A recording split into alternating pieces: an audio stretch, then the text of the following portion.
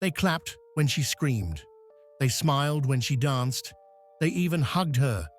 But not everyone who smiles is happy for you. And Adaeze was about to learn that the hard way. It was a regular Tuesday morning in Surulere, Lagos. The compound was alive. Babies crying, generators humming, and Mama Chica yelling at her son for spilling pap again. Inside room 7B, Adaeze sat at the edge of her bed, eyes glued to her phone. The loading bar circled for what felt like an eternity. Then, ping.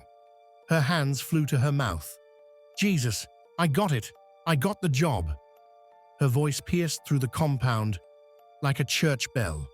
She flung open her door, still in her wrapper and bonnet, and ran to the center of the compound like a woman possessed. I got the job. I got the shell job. They picked me. Neighbors began to gather. Mama Ijoma clapped loudly. Woo, our daughter done make us proud. Even quiet, Mr. Salisu peeked from his window with a tired smile. But not all the smiles were genuine. One girl in the back, Onyi, the Instagram slay queen, who never liked Adaeze, just muttered, so it's this one they picked. She don't even have 2,000 followers. That evening, Adaeze posted the update on WhatsApp. Dreams do come true. Shell girl should favor over labor. Comments and emojis rolled in. Her former classmates cheered her on.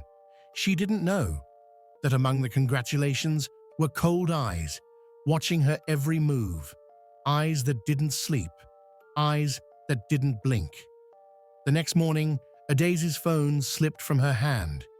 The screen cracked badly, almost like it had been hit from the inside. She laughed it off. Village people, you can't touch me. She didn't realize that was just the beginning. Later that day, her car, a second-hand Toyota she prayed over daily, refused to start. 3 mechanics came, all said the same thing. Madam, this car day perfect. Nothing do am. That night, a fever hit her. Strange. Burning hot, but with no cough or cold. She couldn't sleep. In her dreams, she saw shadows, faces with no eyes, just teeth, laughing. Despite it all, she dragged herself to work on the first day. But when she arrived, the receptionist looked puzzled. Sorry, we don't have your name on our onboarding list. Her heart dropped. But I got the email.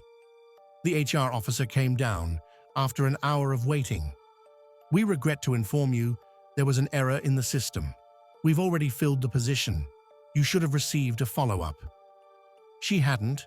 Outside, under the blazing Lagos sun, Adaeze stood like a statue, heels wobbling, mouth dry, ears ringing.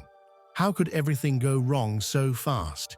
A car that wouldn't move, a body that wouldn't heal, a job that vanished like smoke. Had she done something wrong, or had she said too much? That night, her mother called from Enugu. Adaeze broke down over the phone. Mummy, everything just scattered. I was so happy. I told everybody. I was proud. Was that wrong? Silence. Then her mother's voice came, slow, worried. My daughter, I told you not all battles are physical. Not everyone laughing is laughing with you. She told her to go see Prophet Okafor. He may know what's happening spiritually. Prophet Okafor's church wasn't flashy. No golden gates, no air-conditioned halls, just a simple zinc roof building tucked behind a dusty motor road in Ikotun. Adaeze sat quietly in the waiting area, wrapped in a scarf, eyes sunken, skin pale, hope hanging by a thread. When the prophet finally called her in, he didn't ask for her name. He simply stared at her and said, "You danced with your blessings in the market square, and now the market thieves have danced with your light." Adaeze gasped. Man of God, what does that mean? He closed his eyes and sighed. You exposed your light before it could settle. You told people who had already sworn they would never let you shine brighter than them. The prophet described her exact compound, room numbers, neighbors, even Onyi, the slay queen.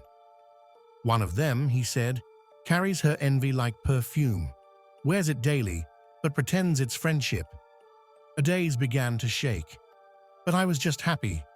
I didn't mean to boast. He nodded. Intentions don't matter when spirits are watching.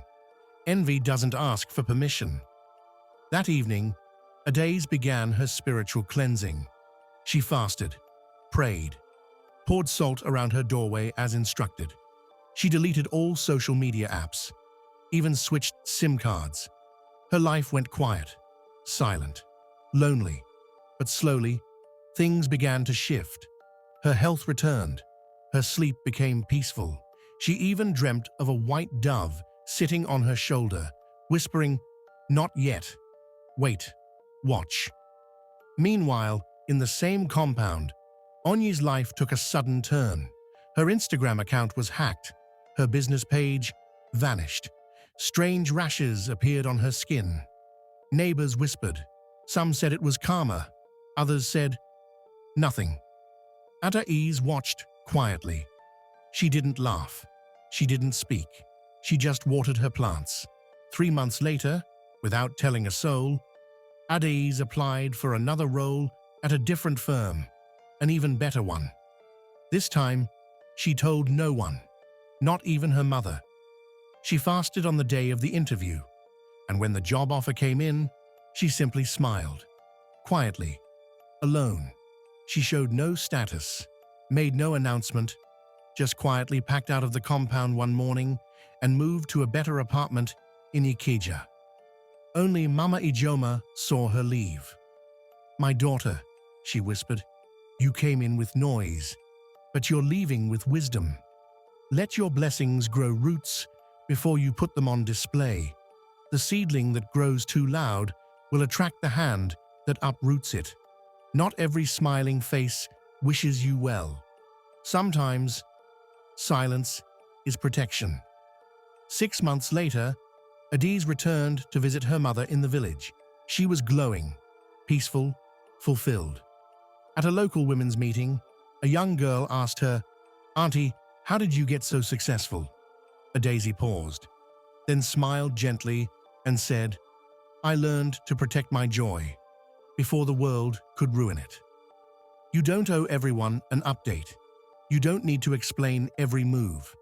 Let your results speak, not your excitement, because even in the midst of applause, there may be whispers that hope you fall.